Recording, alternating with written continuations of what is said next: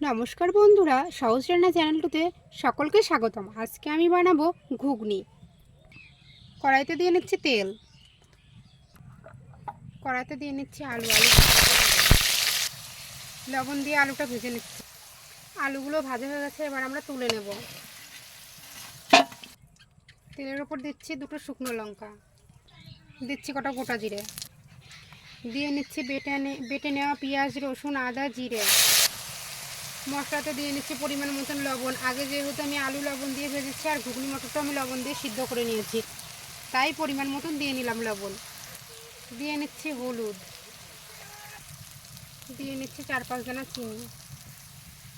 তোমরা দেখতে পাচ্ছ আমাদের মশলাটা ভাজা হয়ে গেছে, তেল ছেড়ে দিয়েছে। এর মধ্যে আমরা দিয়ে দেবো সিদ্ধ করে নেওয়া মটর। আমাদের ঘুগনিটা কষানো হয়ে গেছে, এখন আমরা এর মধ্যে দিয়ে দেবো ঝোল আর আলু। ঘুগনিটা আমাদের হয়ে গেছে, এবার নামিয়ে নেব। আমার ভিডিও যদি আপনাদের ভালো লাগে বেশি বেশি করে লাইক এবং সাবস্ক্রাইব করতে ভুলবেন না নতুন নতুন ভিডিও পাওয়ার জন্য।